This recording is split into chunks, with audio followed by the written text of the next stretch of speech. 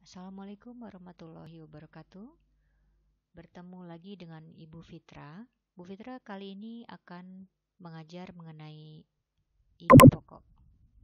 Ide pokok ini hampir selalu ada di setiap soal ujian bahasa Indonesia, baik itu ujian biasa, ujian sehari-hari, ataupun ujian sekolah.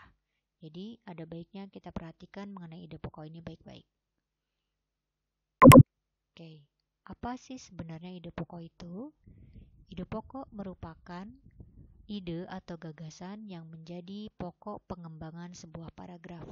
Jadi, paragraf itu mau dikembangkan, mau dibuat sebuah paragraf itu berdasarkan dari ide pokoknya. Ya, di dalam sebuah paragraf terdapat kalimat utama dan kalimat penjelas. Ide pokok biasanya terdapat di kalimat utama. Ide pokok memiliki beberapa nama lain. Yang pertama adalah gagasan utama, gagasan pokok, pikiran utama, dan pikiran pokok. Nah, kemudian pertanyaannya adalah bagaimana cara menentukan ide pokok? Nah, ini ada 4 langkah yang bisa kita ambil untuk menentukan sebuah ide pokok. Yang pertama adalah baca paragraf tersebut dengan cermat. Sesudah kita baca dengan cermat, kemudian kita buat pertanyaan. Apa sih yang dibahas di paragraf tadi? Nah, sesudah pertanyaannya kita buat, kemudian kita jawab. Kalau kita sudah mendapatkan jawabannya, jawaban tersebut merupakan ide pokok yang kita cari. Sudah jelas? Oh, masih bingung? Oke, kalau masih bingung kita langsung ke latihan saja. Latihan yang pertama. Di sini Ibu memiliki satu paragraf. Kita baca bersama-sama dengan baik. Jagung merupakan salah satu tanaman yang dijadikan bahan makanan pokok di berbagai negara, salah satunya Indonesia. Di Indonesia, penduduk Pulau Madura menjadikan jagung sebagai makanan pokoknya. Jagung merupakan salah satu tanaman penghasil karbohidrat yang sangat diperlukan oleh tubuh. Oke, sesudah kita baca, kemudian kita buat pertanyaan. Kira-kira paragraf ini berbicara mengenai apa? Oke, kalau kita sudah buat pertanyaan, kemudian kita jawab. Oh, paragraf ini berbicara mengenai hal ini. Nah, kalau sudah, kesimpulan dari jawaban tadi merupakan ide pokoknya. Oke, kita lihat. Kalian sudah dapat jawabannya? Kita samakan. Betul tidak jawaban kita? Oke, ide pokok dari paragraf tadi adalah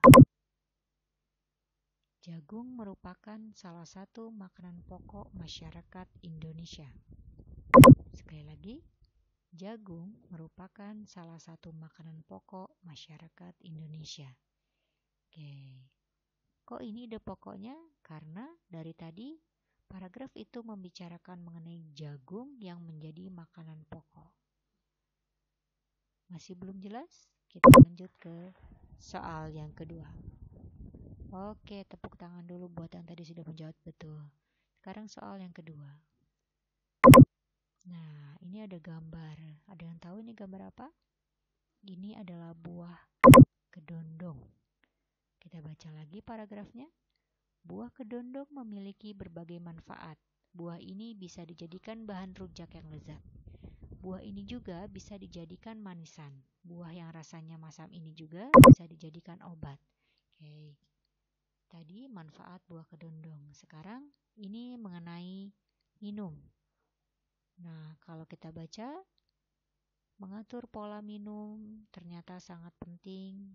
Jangan sampai kita kekurangan cairan. Kenapa?